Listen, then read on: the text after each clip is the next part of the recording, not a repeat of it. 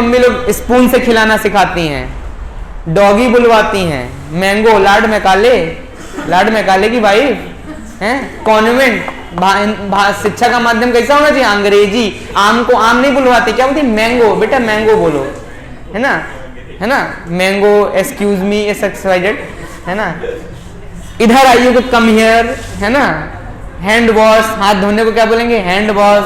अगर कहीं हाथ धोना सिखा दो तो कहेंगे कि ले तुम तो गंवार बना दो इसको, ठीक है। तो ऐसा नहीं होना चाहिए, समझ गए। तो इसलिए ये होता है, इसलिए भाषा जो होता है इंपॉर्टेंट होता है। अगला लिखो, अचेतन प्रक्रिया है, अनौपचारिक प्रक्रिया है, स्वचालित प्रक्रिया है, मौखिक प्रक्रिया। और बताओ भाषा क्या है, कल बताया था हमने कि इंपॉर्टेंट, भाषा पर वातावरण का अत्यधिक प्रभाव होता है। लिख लो, अर्जन में, भाषा अर्जन में वातावरण का प्रभाव होता है। ये सब बातें अगर कहानी की तरह भी सुन लोगे ना तो पेपर में तुम्हारा दिमाग खुला रहेगा, प्रश्न पढ़ोगे, उत्तर सामने दिख जाएगा, ठीक है। और कुछ बड़ी बातें नहीं होनी है, बस ये कह दो कि यही ऐसे आ जाएगा, तो ऐसा नहीं, व्यवहारिक है, यहाँ कुछ रटने लायक नहीं चीज है, आप सब जानते हो, लेकिन एक ट्रेडिशनल वे में अगर उस चीज को समझ जाओगे तो आप प्रयोग कर ले जाओगे। मान लो अगर बहुत सारी मिसाइलें हैं, ठीक, तो प्रयोग कौन सी करोगे, ये भी तो पता होना चाहिए, ठीक है। तो हम आपको बताते हैं, वातावरण का प्रभाव किस पर पड़ता है, भाषा अर्जन पे पड़ता है। और सुनो एक चीज और, हमेशा याद रखना कि जो भाषा अर्जन होता है वो सदैव मातृभाषा में होता है, मातृभाषा में होता है, याद रखना। बिहार का लड़का बिहारी बोलेगा, मलयालम का लड़का मलयालम बोलेगा, तेलुगु का लड़का तेलुगु बोलेगा, कन्नड़ का लड़का कन्नड़ बोलेगा, तमिल का लड़का तमिल बोलेगा, वो हिंदी नहीं बोलेगा। जो बाहुल्य होगी, मातृभाषा का मतलब होता है किसी क्षेत्र विशेष में सबसे ज्यादा मात्रा में बोली जाने वाली भाषा को क्या बोलते हैं, मातृभाषा, ठीक है।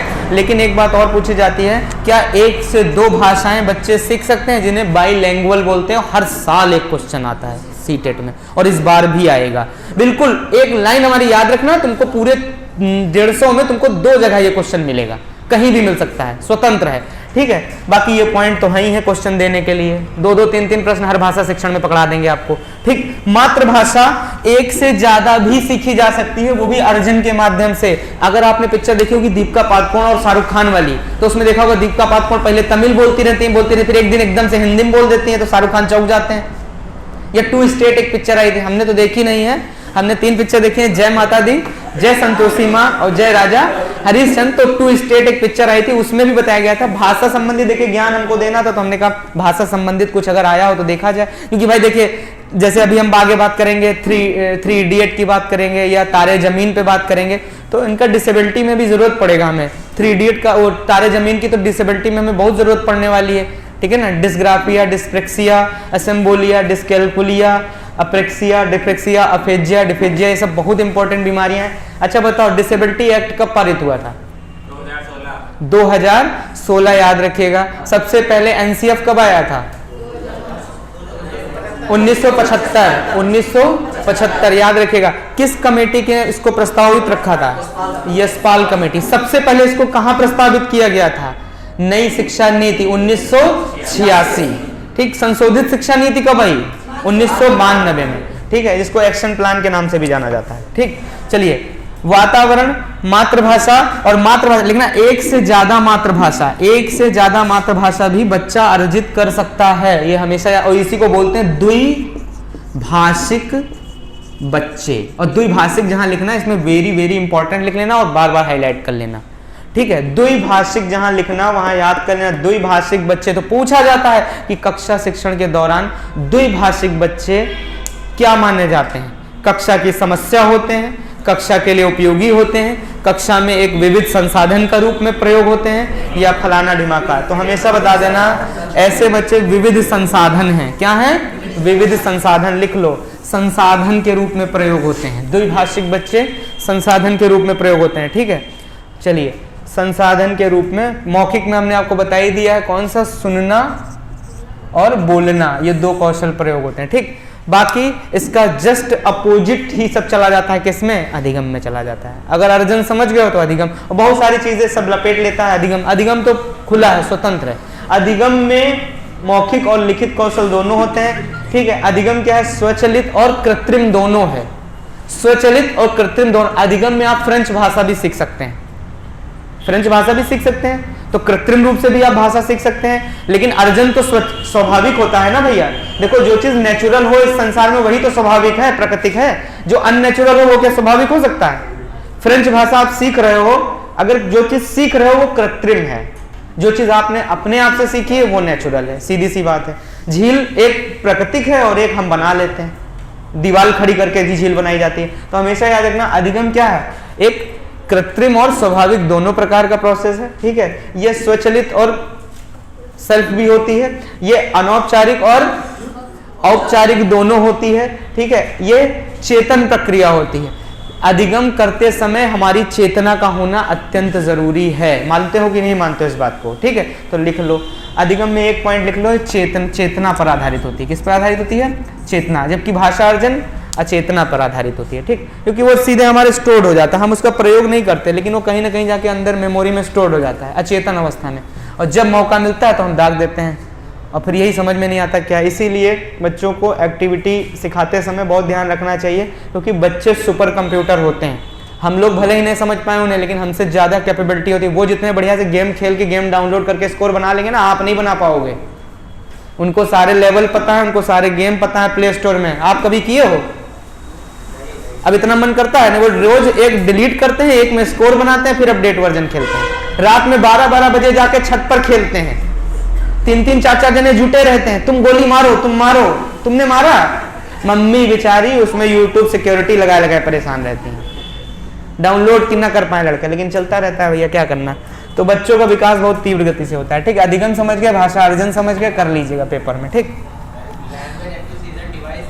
हाँ वो बता रहे हैं, वो अभी जब उनका वो आएंगे ना, क्या नाम है उनका, लेव वाइगोट्स्की, ठीक है, लेव वाइगोट्स्की भी आएंगे, और अभी आपका जब ये आएंगे भाषा, तो इनका और जब जीन पियाजे तीनों का कंपोजिशन कराएंगे तो वहाँ पर बता देंगे किसने डिवाइस भी दी थी। तो डिवाइस तो चोमस्की ने दी, लेंगे LAD के नाम से जाना जाता है, लिख लो। अच्छा LAD, ये भी नोट डाल के लिख लो, स्टार इंपॉर्टेंट है, ठीक है। ये एक डिवाइस होती है, और बताया था चोमस्की ने कि भाषा का जो अर्जन होता है वो भी इसके द्वारा भी किया जाता है, ठीक है। एक डिवाइस हमारे गले में फिट होती है, जिसका नाम इन्होंने दिया था LAD। मान लो सीटेट में आ गया LAD लिख के, तो फिर क्या होगा तो बता दीजिएगा, ठीक है। कौन सा यंत्र होता है? LAD, ठीक है, भाषा अर्जन यंत्र, या इंग्लिश में कह लो अर्जन को क्या बोलते हैं? हाँ लिख लीजिएगा, भाषा अर्जन यंत्र। या अच्छा हाँ सुनो, इंग्लिश वाले हिंदी में देख लिया करो, हिंदी वाले इंग्लिश में देख लिया करो, परेशान न हुआ करो, ठीक है। उनका कोई भरोसा नहीं, वही गूगल से पेपर बनाते हैं और गूगल में देते हैं डाल, गूगल बिल्कुल शुद्ध देसी संस्कृत भाषा में अनुवादित कर देता है हिंदी। उनके पास इतना टाइम थोड़ी ना है कि हिंदी वाला हिंदी में लिखेगा, संस्कृत वाला संस्कृत में लिखेगा, तमिल वाला तमिल में लिखेगा। वो एक सॉफ्टवेयर है, उसमें डालते हैं, फटाफट फटाफट फटाफट फीड हो जाता है पेपर, समझ गए, कन्वर्ट करके लैंग्वेज में आ जाता है। बेसिकली वो इंग्लिश में डालते हैं, अन्य भाषाओं में उसका अनुवाद आता है, समझ गए। चलिए तो है एक्विजिशन, ठीक है, ग्रहणशीलता, ठीक है, ये ग्रहण करने वाली शक्ति होती है, इसको ही बोलते हैं। चलिए ये हो गया, भाषा अर्जन हो गया, यहां से हो गया, वहां से। हाँ चलिए अब हेडिंग डालिएगा, अब हेडिंग डालिएगा, एक और 2-4 जहां जहां से क्वेश्चन आते हैं डायरेक्ट वो सुनो। अब एक क्वेश्चन और यहां से बना लेते हैं, बोलो एक क्वेश्चन कहां से बनेगा, सुनो। क्वेश्चन बनेगा अधिगम से। अब देखो अधिगम से क्या क्वेश्चन बना लेते हैं, वो अधिगम से क्वेश्चन ये बना लेते हैं कि पहली बात बताओ, अधिगम क्या विकास से संबंधित है? अधिगम क्या विकास से संबंधित है? अधिगम, यही क्वेश्चन आएगा जो हम पूछे हैं ना, यही आएगा, इसी पेपर में आएगा, देख लेना तुम 16 तारीख को जो लाइन बोल रहा हूं ना, यही सेम टू सेम पेपर में लिखी होगी, देख लेना। अधिगम क्या विकास में कुछ रुचि रखता है? क्या अधिगम का विकास से कोई संबंध है? तो बिल्कुल है। हमेशा याद रखना, जब तक विकास नहीं होगा, जब तक अधिगम नहीं होगा, जब तक हम कुछ सीख नहीं सकते, तब तक हम उस चीज में डेवलपमेंट कर नहीं सकते, ठीक है। जब आप मोबाइल चलाना सीखोगे तभी आप मोबाइल स्टाइल से चलाना सीखोगे। तो स्टाइल, कोई चीज स्टाइल में करना विकास कहलाता है, कोई चीज डर डर के करना क्या कहलाता है? विकास कहलाता है। जैसे आप लोग लड़के लोग स्कूटी लेती हैं शुरुआत में तो बड़ा डर डर के चलाती हैं, गिर तो नहीं जाऊंगी मैं, या ट्रैक्टर आ रहा है, ट्रक आ रहा है तो देख लेंगे, तो दूर से खड़ी हो जाएंगी, या बिल्कुल कहा साइकिलें जैसे पहले लेती थी, साइकिल की तरह स्कूटी भी समझती हैं, कहो नई स्कूटी खड़ी हो जाए इसे लेके, जब निकल जाए ट्रक तब चलें, फिर बैठें फिर चल दें, है ना। तो अब लेकिन शुरुआत में क्या होता है, लेकिन आप एक चीज नोटिस करना, जब सीख जाती हैं, जब अधिगम कर लेती हैं, तब फिर चाहे 10 ठहराओ चाहे 20 ठहराओ, 3 जने चली जा रही sir sir sir sir sir sir sir sir, है ना, मार कहो उसी टाइम मोबाइल भी चल जाए, सेल्फी भी हो जाए, है ना, सब काम हो जाते हैं। ठीक है, तो ये विकास कर लिया, इसको क्या बोलेंगे, विकास। तो बिना अधिगम के विकास संभव नहीं, इसीलिए हमेशा याद रखना, पेपर में देगा विकास लिख देगा, नीचे लिखा होगा अधिगम विकास के आगे चलने वाली प्रक्रिया है, पीछे चलने वाली प्रक्रिया है, दाएं बाएं चलने वाली प्रक्रिया है, कहीं नहीं चलने वाली प्रक्रिया है। तो हमेशा लिख लेना अधिगम जो है विकास के आगे चलने वाली प्रक्रिया है। बस यहीं से पेपर की स्टार्टिंग हो जाएगी। अधिगम से क्या क्वेश्चन बनेंगे जरा देख लीजिए जल्दी से। ठीक, अधिगम के सारे सिद्धांत आपको मालूम है, पढ़ाने की जरूरत है नहीं, लेकिन जहां से क्वेश्चन बनेगा वो हम आपको बता देंगे। ठीक, अधिगम के सारे सिद्धांत आप जानते हैं व्यवहारवादियों के, व्यवहारवादी। अच्छा देखो, आप भाषा की बात कर रहे थे, भाषा की बात करो तो बचपन में याद करो टीटी में पढ़ाया था कि एक स्किनर ऐसा आदमी था जिसने कहा था भाषा जो होती है वो कैसे, अनुकरण से सीखी, इमिटेशन से सीखी जाती है, अनुकरण से सीखी जाती है। किससे, अनुकरण। तो जहां भाषा लिखी वहां जाकर लिख लो, नहीं मान लो गलती से आगे किस मनोवैज्ञानिक ने कहा कि भाषा जो है वो अनुकरण से आती है, तो बता देना स्किनर महोदय। जितने व्यवहारवादी थे सब यही मानते थे भाषा अनुकरण से आती है, सबका अपना अपना अलग तरीका था। ठीक है, लेव वाइगोट्स्की बोलते थे भाषा जो है इंटरेक्शन से आती है, अंतःक्रिया से आती है समाज में। ठीक, जीन पियाजे बोलते थे पहले विचार आते हैं फिर भाषा आती है। सबके अपने अपने अलग अलग थॉट थे, तो सीटेट पूछ लेता है क्वेश्चंस। ठीक, तो आपको टेंशन लेने की जरूरत नहीं है, आप नोट डाल के लिख लो, जहां भाषा लिख रहे हो वहीं लिखो, नोट डालो, नोट डाल के लिखो, कोई बात नहीं, यहीं पे भी नोट डाल के लिख लोगे, अधिगम के अंदर भी तो कोई दिक्कत नहीं होने वाली है। पॉइंट नंबर 1 लिखो, स्किनर के अनुसार भाषा अनुकरण से आती है, अनुकरण के द्वारा भाषा सीखी जाती है स्किनर के द्वारा। ठीक है, स्किनर महोदय ने क्या बताया था, स्किनर महोदय ने बताया कि जो भाषा होती है वो अनुकरण से आती है। कैसे आती है, अनुकरण से आती है। एक महोदय थे, उनका नाम था क्या, नहीं चोम्स्की नहीं, उनका नाम था वाइगोट्स्की। क्या नाम था, वाइगोट्स्की नाम था इनका, लेव वाइगोट्स्की इनका नाम है। ठीक है, ये भी क्वेश्चन देते जरूर हैं। लेव वाइगोट्स्की की बात करें तो वाइगोट्स्की कहते थे कि अंतःक्रिया से आती है, अंतःक्रिया, इंटरेक्शन से। भाषा अकेले नहीं आ सकती, भाषा के लिए किसी और एक व्यक्ति का होना बहुत ज्यादा आवश्यक है। अगर एक व्यक्ति और नहीं होगा तो फिर डेवलपमेंट भाषा का नहीं हो सकता, ऐसा चोम्स्की बोलते थे। ठीक है, सामाजिक अंतःक्रिया है। कौन सी अंतःक्रिया है, सामाजिक, क्योंकि इन्होंने सोशल और सांस्कृतिक डेवलपमेंट के रेफरेंस में संज्ञानात्मक विकास का सिद्धांत दिया था। और तीसरी पॉइंट है जो हमारे हैं जीन पियाजे, और हर साल एक क्वेश्चन आता है और इस बार भी आएगा, कोई रोक नहीं सकता, यहाँ तक कि सीटेट भी नहीं रोक पाएगा। ठीक है, इनमें से एक लाइन जरूर लिखी होगी। जीन पियाजे की बात करें तो जो नए बच्चे हैं जिन्हें जो पहली बार दे रहे हैं सीटेट, वो ध्यान से इन सब चीजों को लिख लेंगे। ठीक है, जीन पियाजे ने कहा था कि पहले जीन पियाजे ने एक भाषा को महत्व, पहली बात तो ध्यान सुनो, जीन पियाजे कभी किसी भाषा को महत्व नहीं देते थे, लेकिन ये एक बात बोलते थे कि बच्चों के अंदर विचार जरूर आते हैं, क्योंकि इन्होंने कॉग्निटिव डेवलपमेंट यानी संज्ञानात्मक विकास का सिद्धांत दिया था। इसलिए एक बात जरूर बोलते थे कि बच्चे जो होते हैं वो विचार जरूर पैदा कर लेते हैं, और जो विचार होते हैं वही बाद में भाषा बन के बाहर निकलते हैं। तो जो भी भाषा बाहर आती है वो उनके अहम केंद्र बिंदु से आती है। इसीलिए इस भाषा का नाम रखा गया था अहम केंद्रित भाषा। और इसी भाषा को आगे चलकर लेव वाइगोट्स्की ने व्यक्तिगत भाषा भी कहा। तो पेपर में आ जाता है, बच्चे किसी काम को करने से पहले या किसी काम को करते समय अपने आप में बड़बड़ाते रहते हैं, तो ऐसा वो क्यों करते हैं, ऐसा वो व्यक्तिगत भाषा की वजह से करते हैं। ठीक है, जीन पियाजे ने अहम केंद्रित भाषा को बताया और लेव वाइगोट्स्की ने इसी भाषा को क्या बोला, व्यक्तिगत भाषा। लेकिन जीन पियाजे ने बोला था कि सबसे पहले जो होता है, आप समझ लीजिए इस बात को। ठीक है, एक चीज और याद रखिएगा, इन दोनों में एक राइवलरी चलती है, मतलब एक दूसरे में प्रतिद्वंदता चलती है। इसमें लिख लिया ना व्यक्तिगत भाषा, व्यक्तिगत भाषा लिख लिया। व्यक्तिगत भाषा, किस बच्चे किसी काम को बोल कर करते हैं, ऐसा वो किस भाषा के दम पे करते हैं, व्यक्तिगत भाषा। कौन सी भाषा, व्यक्तिगत भाषा। ठीक है, याद रखना ये बात को। और इसी भाषा को अहम केंद्रित भाषा बोला किसने, जीन पियाजे ने। ठीक है, क्योंकि जीन पियाजे ने क्या किया था, एक बार प्रयोग किया था, कई बच्चों को ले गए, उनको मालूम था, वो हमेशा विरोधी थे। वो कहते थे पहले विचार आता है देन भाषा आती है। लिख लो, पहले विचार आता है देन भाषा आती है, विचार पहले फिर भाषा बाद में। ऐसा कौन बोलता था, जीन पियाजे। ठीक है, और लेव वाइगोट्स्की उल्टा बोलते थे, पहले भाषा आती है और फिर विचार आता है। ऐसा क्यों हुआ? अब इसी पर प्रयोग किया किसने? जीन पियाजे ने। कई बच्चों को लेकर कमरे में बंद कर दिया और खूब सारे खिलौने विलौने दे दिए, ठीक है, और उन्होंने सोचा कि बच्चे तो खिलौने कम खेलेंगे, एक दूसरे में इंटरेक्शन खूब ज्यादा करेंगे एक दूसरे। तो जब बच्चे ने थोड़ी देर बाद उनको कैमरे से देखा तो उन्होंने क्या देखा कि बच्चे एक दूसरे से तो बात ही नहीं कर रहे थे, बच्चे अपना अपना खिलौना उठा के उसी में कुछ बड़बड़ा रहे थे, अपना अपना व्यक्तिगत बात कर रहे थे। तब उन्होंने कहा कि बच्चों के अंदर कौन सी भाषा होती है? अहम केंद्रित भाषा। और इसी बात को लेव वाइगोट्स्की ने व्यक्तिगत भाषा बोला। और यहीं पर इन्होंने एक बात और कहा, इन्होंने कहा कि बच्चे अपने कार्यों को क्या करते हैं? निर्देशित करते हैं बोल बोल कर। बच्चे अगर किसी काम को करते हैं तो उस समय बोलते वो इसलिए हैं कि वो अपने कार्य को क्या कर रहे हैं? निर्देशित कर रहे हैं। सेल्फ रेगुलेशन पे क्या करते हैं? रेगुलेशन, वो निर्देशित करते हैं। लिख लीजिएगा, बच्चे जो किसी काम को बोलते समय क्या करते हैं? निर्देशित करते हैं स्वयं को। स्वयं को क्या कर रहे हैं?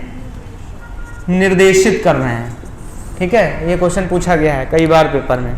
बच्चे किसी काम को करते समय क्यों बोलते हैं? तो हमेशा याद रखिएगा, बच्चे बोलने के लिए क्या करते हैं? अपने आप को निर्देशित करने के लिए, ठीक। तो ये बात याद रखिएगा, एक क्वेश्चन यहाँ से आ सकता है। चौमस्की समझ चुके हो तो भाषा से संबंधित 4-5 प्रश्न जो आएंगे वो आपके लग जाएंगे, ठीक। अब अधिगम की बात कर रहे थे, तो अधिगम ने बताया आपको कि अधिगम क्या है? विकास में क्या होता है? अहम रोल प्ले करता है। बिना अधिगम के क्या नहीं हो सकता? विकास नहीं हो सकता। अब अगर विकास की बात करें तो यहाँ पर बहुत प्रचंड लोग आएंगे जो क्वेश्चन जरूर लाते हैं और इनका एक अपने आप में स्टेटस है, जिसमें से सबसे जो प्रमुख हैं, तो सबसे पहले तो बात करेंगे, एक वैज्ञानिक हैं, या वैज्ञानिक छोड़ो, सबसे पहले बात करेंगे काहे की हम लोग, हाँ, अधिगम की बात कर रहे हैं। तो अधिगम का मतलब होता है यहाँ पढ़ाई लिखाई से संबंधित बात हो रही है, ठीक। देखो कई चीज़ों को एक ही हम समेटेंगे, सीधे सीधे क्वेश्चन आपको परीक्षा में मिलेंगे, टॉपिक वाइज नहीं पढ़ा सकते क्योंकि बहुत ब्रॉड चीज़ें हैं, ठीक।